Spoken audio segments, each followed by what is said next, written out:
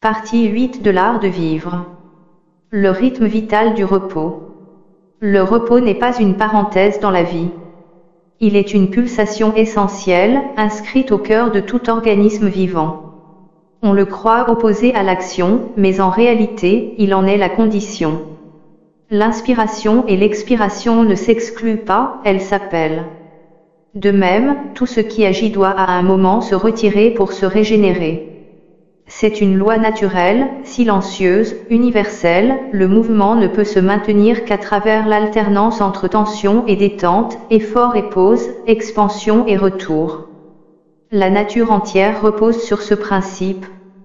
Les saisons s'enchaînent en une respiration planétaire, la croissance du printemps, la plénitude de l'été, le ralentissement de l'automne, le silence de l'hiver. Chaque cycle porte en lui le souvenir du précédent et la promesse du suivant. Si l'on supprimait la nuit, le jour s'effondrerait, si l'on effaçait l'hiver, la terre perdrait sa capacité à renaître. Tout organisme, du plus petit végétal à l'être humain, obéit à cette alternance de phases actives et de phases régénératrices. La vie ne se maintient pas dans la vitesse, mais dans la capacité à se réajuster, à se recharger, à se réparer. L'être humain, parce qu'il dispose d'une conscience, a parfois oublié cette évidence. Il s'imagine pouvoir contourner les rythmes naturels, prolonger la veille, réduire le sommeil, repousser la fatigue. Mais chaque fois qu'il le fait, il en paie le prix. Le corps s'adapte un temps, puis s'épuise, l'esprit compense, puis s'embrouille. L'énergie semble encore présente, mais c'est une énergie de survie, tendue, nerveuse, instable. L'illusion de la force finit toujours par se dissoudre dans la lassitude. Celui qui oublie de se reposer ne devient pas plus fort, il accélère simplement la perte de ce qu'il cherche à accomplir. Le cerveau, lui, ne s'arrête jamais vraiment. Même lorsqu'on cesse de se concentrer, il poursuit son travail souterrain.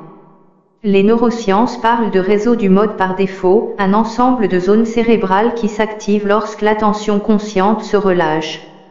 C'est alors qu'il trie, qu'il classe, qu'il relie. Les souvenirs de la journée se réorganisent, les émotions se décantent, les apprentissages s'intègrent dans des structures plus cohérentes. Ce que l'on appelle parfois rêver éveillé n'est donc pas une perte de temps, mais une phase de traitement interne. Pendant que l'esprit vagabonde, il se nettoie. Il relie des fragments qui, dans l'effort, restaient dispersés. Une idée nouvelle surgit alors sans effort apparent, comme un fruit mûr tombé de lui-même. Ce processus explique pourquoi l'intuition apparaît souvent dans les moments de relâchement. Après une marche, une douche, ou un instant de silence, ce qui résistait à la réflexion devient clair. Le mental, cessant de forcer, retrouve la fluidité nécessaire à la compréhension. C'est la fameuse idée sous la douche, ou le déclic du lendemain. Le cerveau, libéré de la contrainte du résultat, tisse librement ses connexions. L'intelligence humaine fonctionne donc par alternance, concentration et décantation, effort et lâcher-prise. Vouloir supprimer ces oscillations, c'est briser la respiration même de la pensée. Le corps suit la même logique. Pendant les périodes d'activité, les tissus se sollicitent, se fragilisent, s'usent légèrement, pendant le repos, ils se réparent. Les cellules réparent les micro-lésions, les fibres musculaires se reforment, le système immunitaire renforce ses défenses. Mais ces processus ne peuvent s'accomplir que si le repos est réel. Rester allongé sans relâcher la tension intérieure n'apporte rien, le corps est immobile, mais l'esprit reste contracté. Regarder un écran en cherchant à se détendre trompe les sens sans apaiser le système nerveux. Le vrai repos se mesure, respiration ralentie, rythme cardiaque abaissé, tension musculaire relâchée, activité cérébrale apaisée. C'est dans cette zone d'équilibre que la régénération devient possible. L'une des plus grandes confusions de notre époque réside dans la valeur donnée à la productivité. On admire celui qui tient, qui ne s'arrête jamais, qui ne lâche rien. Cette culture de la résistance permanente transforme la fatigue en médaille. Pourtant, toutes les recherches sur la performance durable convergent, ce ne sont pas les plus endurants qui réussissent le mieux, mais ceux qui savent s'arrêter à temps. Les pauses régulières ne sont pas un signe de faiblesse, mais une stratégie d'efficacité. Elles préviennent la saturation cognitive, restaurent la lucidité et maintiennent la motivation. Un cerveau fatigué travaille encore, mais il ne pense plus, il répète, il s'use, il se défend. Une minute de déconnexion totale entre deux tâches suffit parfois à réinitialiser la concentration. C'est un micro-sommeil du mental, une respiration intérieure. On croit avoir perdu du temps alors qu'on vient de le retrouver. Ce principe vaut dans tous les domaines, études, travail, sport, création. Les athlètes de haut niveau le savent, la récupération n'est pas secondaire, elle fait partie intégrante de l'entraînement. Les cycles d'effort et de repos structurent la progression. Un muscle ne se renforce pas pendant l'exercice, mais après, lorsqu'il se répare. L'esprit fonctionne de la même manière, la compréhension profonde se consolide pendant les moments de relâchement. Chaque apprentissage, chaque intuition, chaque idée neuve germe dans cet espace de silence intérieur. Le repos est donc un acte actif, une régénération consciente, non une absence. Ce que l'on appelle repos actif illustre parfaitement cet équilibre. Il ne s'agit pas de s'effondrer dans l'immobilité, mais de changer de registre. Une marche lente, quelques étirements, un instant de respiration profonde, un regard porté vers la nature, autant de gestes simples qui apaisent le système nerveux sans l'endormir. Le mouvement devient thérapeutique lorsqu'il cesse d'être productif. Le corps continue de bouger, mais à un rythme qui favorise la récupération. Dans le sport, cette alternance est une évidence, dans la vie quotidienne, elle reste souvent oubliée. Pourtant, un esprit constamment sollicité se fatigue comme un muscle contracté en permanence. Le relâchement est une compétence, il s'apprend, se cultive, se protège. Le repos, en ce sens, n'est pas une absence de vie, mais une autre manière de vivre. Il ne rompt pas le mouvement, il le prolonge différemment. C'est dans la pause que le corps assimile, que la mémoire consolide, que l'équilibre se restaure. Tout organisme a besoin de ces moments de retour à soi. Sans eux, la vitalité se disperse. Le mental s'agite, le corps s'alourdit, la créativité s'éteint peu à peu. Mais dès qu'on s'accorde un temps de respiration consciente, l'énergie revient d'elle-même. Comme si la vie, reconnaissante d'avoir été écoutée, offrait une nouvelle impulsion. La vraie question n'est donc pas combien de temps faut-il se reposer, mais comment se reposer vraiment.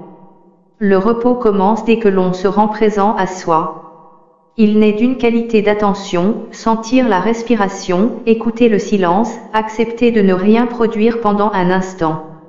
Dans ces moments suspendus, l'organisme entier se réharmonise. Le mental cesse de courir, le corps retrouve sa juste densité, le monde redevient simple.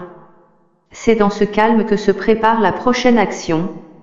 Ainsi, le repos n'est jamais rupture, mais préparation à l'élan suivant. Et c'est là, précisément, que commence la réflexion suivante, celle qui relie la cohérence intérieure à la continuité du mouvement, comme un fil invisible entre repos, alignement et équilibre.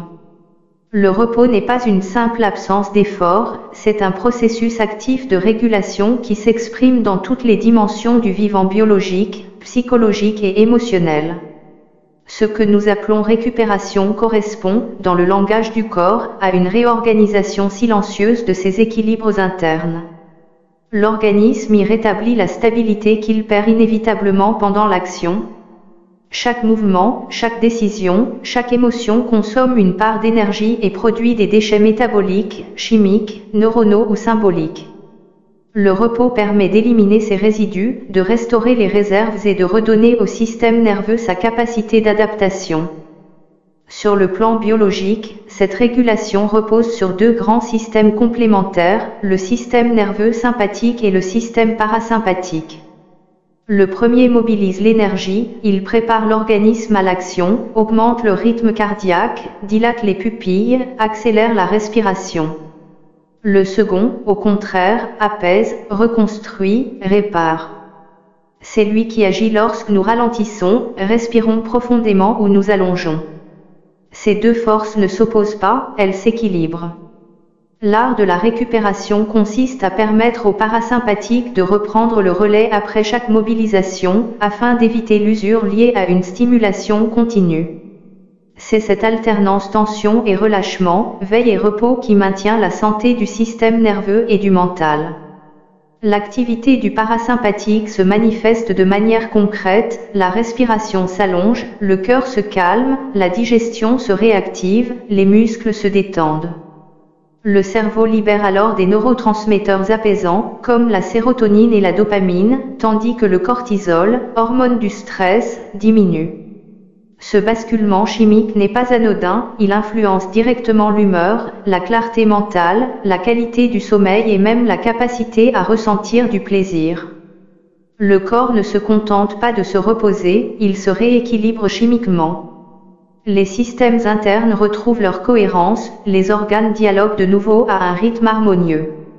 On retrouve alors cette sensation de calme lucide, où l'énergie revient sans effort.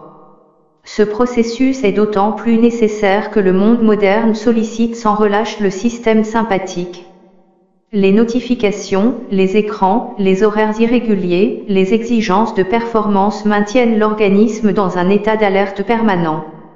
L'adrénaline circule trop longtemps, la tension devient une habitude, et le repos véritable devient rare. On croit se détendre, mais on reste connecté, prêt à répondre, incapable de décrocher.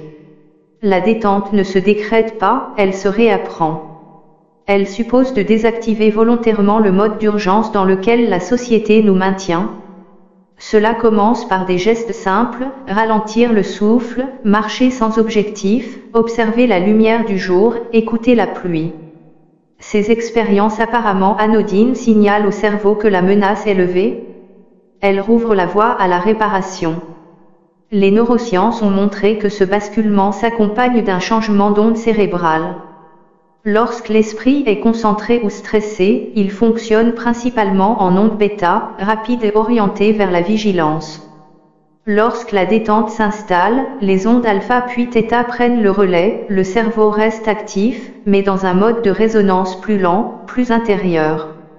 C'est ce qui explique la sensation d'espace, de fluidité, voire de légèreté qu'on ressent après quelques minutes de repos profond. Le mental cesse de s'accrocher aux détails, il s'ouvre à la globalité. L'intuition, la créativité, la mémoire associative deviennent alors plus disponibles. Le repos ne coupe pas du monde, il permet d'y revenir autrement, avec un regard élargi. Dans cette perspective, le repos actif prend tout son sens. Ce n'est pas une fuite, mais une transition consciente entre deux modes d'existence.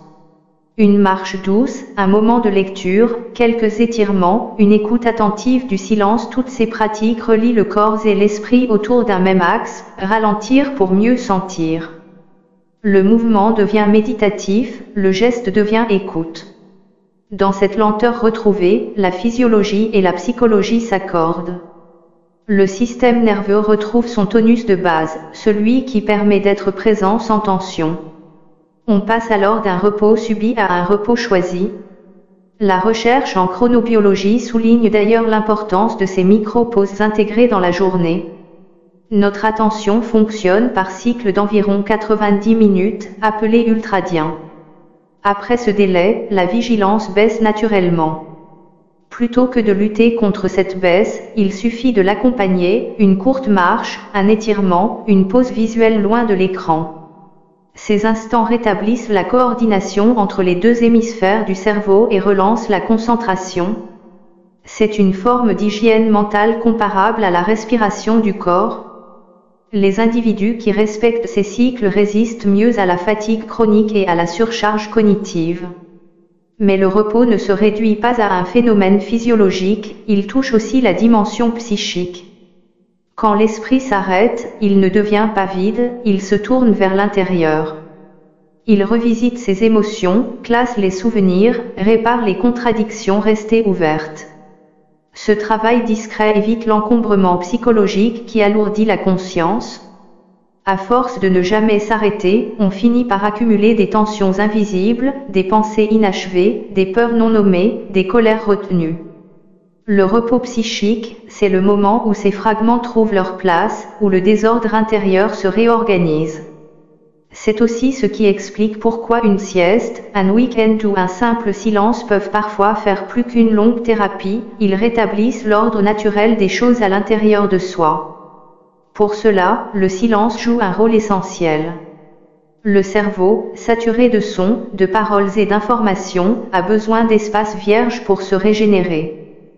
Quelques minutes de silence authentique, sans écran, sans musique, sans parole, suffisent à modifier la chimie du sang et à diminuer la pression artérielle. Le silence est un terrain de repos absolu, une trame sur laquelle le mental peut enfin se poser. Il ne s'agit pas d'un vide oppressant, mais d'un fond apaisé sur lequel la pensée se redessine. Beaucoup le fuient, croyant y trouver l'ennui, alors qu'il abrite la source même du renouvellement intérieur. Le corps, lui, possède ses propres formes de silence. Un bain chaud, une sieste courte, une respiration rythmée, un regard prolongé sur la nature sont des équivalents somatiques du silence mental. Ils suspendent la dispersion et recentrent l'énergie. La physiologie montre que, dans ces moments, la variabilité cardiaque, cet indicateur de la souplesse du système nerveux, s'améliore sensiblement. Un cœur qui varie bien est un cœur qui s'adapte, qui vit dans le rythme juste. C'est ce que le repos rend possible, retrouver la variabilité, donc la liberté. Dans la société actuelle, cette liberté paraît presque subversive. On mesure la valeur d'un individu à sa productivité, son agenda, sa capacité à répondre vite. Le repos, lui, échappe à cette logique, il ne produit rien de visible, il ne se mesure pas. Il n'ajoute pas, il restaure. C'est pourquoi il semble inutile à ceux qui confondent mouvement et sens. Pourtant, il constitue la condition même de toute action durable. Un esprit saturé perd la finesse du discernement, un corps épuisé ne soutient plus la volonté. La récupération rend possible la clarté. Elle redonne à l'action son intention juste, à la parole sa précision, à la pensée sa cohérence. Le repos n'est donc pas un luxe, mais une intelligence biologique et spirituelle. Il s'agit de comprendre quand, comment et pourquoi il faut se retirer pour mieux revenir. C'est la sagesse des cycles, la conscience du rythme. Et cette sagesse mène naturellement vers une autre forme d'équilibre, plus profonde encore, celle qui unit le repos à la cohérence intérieure, comme deux faces d'un même art de vivre.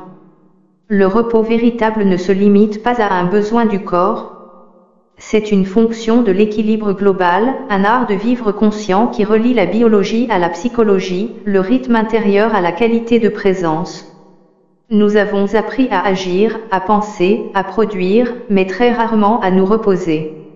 Le mot lui-même évoque pour beaucoup une forme d'inactivité, presque de paresse. Pourtant, dans la perspective du vivant, le repos n'est pas une absence de vie, c'est la forme mature de la vitalité. Un organisme équilibré n'est pas celui qui agit sans cesse, mais celui qui sait se régénérer à chaque étape de son mouvement. Cette régénération ne dépend pas seulement du temps que l'on consacre au sommeil ou à la détente. Elle tient à la qualité de l'attention qu'on accorde à ces moments. Fermer les yeux ne suffit pas à se reposer, il faut aussi apaiser le flux intérieur, cesser de lutter contre soi-même, accepter de redevenir simple. Un corps détendu mais une conscience agitée ne se repose pas. À l'inverse, un esprit apaisé peut offrir au corps un relâchement profond, même dans le mouvement. Le repos est donc un état de présence allégé, la conscience reste éveillée, mais elle cesse de résister. Tout redevient fluide, les pensées se posent, le souffle s'apaise, et la vie reprend son cours naturel. C'est dans cet état que l'on découvre une vérité simple, se reposer, c'est faire confiance à la vie. Accepter que tout n'a pas besoin d'être sous contrôle, que les choses peuvent se réguler d'elles-mêmes. Le corps humain, s'il est respecté, possède une sagesse autorégulatrice remarquable. Il sait quand il doit ralentir, digérer, dormir, guérir. Ce sont nos habitudes mentales, la peur de perdre du temps, la volonté de maîtriser, la culpabilité d'arrêter qui bloquent ce processus. Revenir au repos, c'est revenir à cette confiance biologique, celle qui nous relie à la terre, au souffle, au rythme des saisons. Rien n'y est forcé, tout s'y ajuste. De nombreuses traditions spirituelles ont pressenti cette vérité avant même que la science ne la décrive. La méditation, la prière silencieuse, la contemplation, le sabbat, les temps de retraite, toutes ces pratiques, sous des formes différentes, visent à réinstaller l'équilibre entre action et réceptivité. Elles rappellent que la conscience humaine ne se nourrit pas uniquement de stimulation, mais aussi de silence, de lenteur et de vide. Le vide, dans cette perspective, n'est pas un manque, mais une matrice, un espace de gestation où naissent les idées, les émotions transformées, la clarté intérieure. Apprendre à se reposer, c'est apprendre à accueillir ce vide sans crainte. Cette dimension intérieure du repos a des effets concrets sur la santé mentale. Les études sur le stress chronique montrent que l'incapacité à se détendre conduit à une hyperactivité du système nerveux central. Le cerveau, constamment sollicité, ne distingue plus ce qui est urgent de ce qui ne l'est pas. Il finit par produire une tension de fond, une agitation silencieuse qui use les réserves physiologiques. Le repos conscient agit comme un antidote neurobiologique à cette surchauffe. Quelques minutes de respiration lente, de méditation ou de simple silence suffisent à activer le nerf vague, principal canal du système parasympathique. Cette activation entraîne une cascade de réactions bénéfiques, baisse du rythme cardiaque, régulation hormonale, amélioration de la digestion, diminution de l'anxiété. Ce n'est donc pas un hasard si les pratiques contemplatives améliorent la santé, elles restaurent le lien entre le psychisme et le corps. Mais au-delà de la physiologie, le repos a aussi une portée existentielle.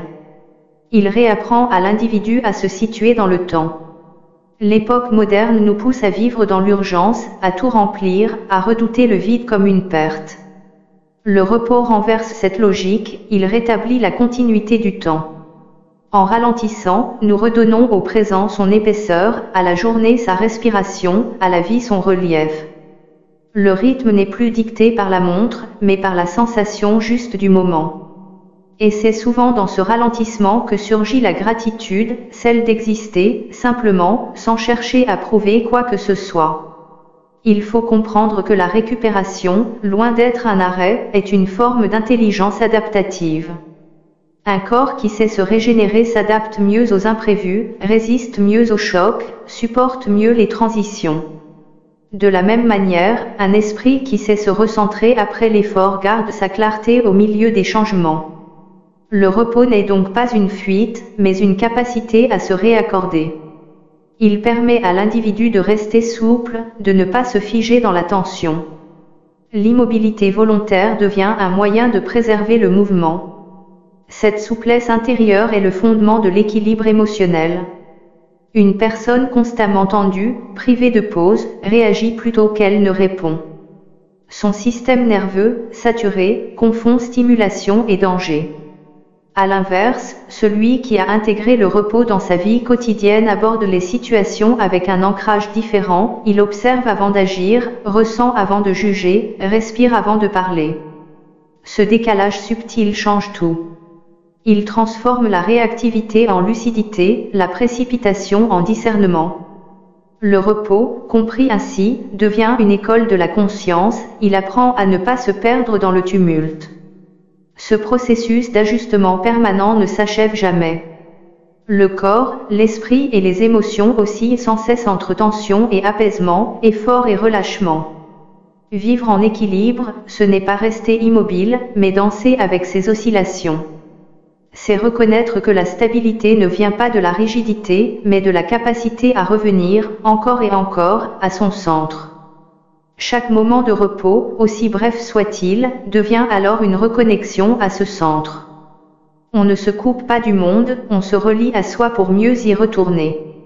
À ce niveau de conscience, le repos cesse d'être un simple besoin, il devient une pratique de clarté. Il permet de percevoir les déséquilibres avant qu'ils ne s'installent, de prévenir plutôt que de réparer. Il révèle que la fatigue, la distraction ou l'irritation ne sont pas des ennemis, mais des signaux d'ajustement. Apprendre à écouter ces signaux, c'est comprendre le langage du corps. Et ce langage, lorsqu'on le respecte, devient un allié précieux dans la recherche de l'équilibre intérieur. Ainsi, la récupération n'est plus un contrepoint à la vie active, elle en est la respiration. Elle donne sens à l'effort, profondeur au mouvement, continuité à l'action. Savoir s'arrêter, ce n'est pas interrompre le flux, c'est lui permettre de se renouveler. Chaque pause devient un acte de fidélité envers soi-même, une manière de dire « je veux durer », pas seulement avancer. Et c'est peut-être là la forme la plus haute de lucidité, comprendre que la force véritable naît du rythme, non de la résistance. Le repos, dans son essence la plus pure, est donc un art d'habiter le temps. Il enseigne la patience, la mesure, l'écoute. Il rappelle que la vie n'a pas besoin d'être comblée pour être pleine. Elle demande seulement d'être vécue avec justesse. Dans cette justesse se trouve la clé de l'équilibre, non pas un équilibre figé, mais un équilibre vivant, respirant, toujours en mouvement. Et c'est justement dans cette continuité du mouvement intérieur que se prépare la prochaine partie, la cohérence interne. Ce moment où le corps, l'esprit et l'action s'accordent enfin sur une même note.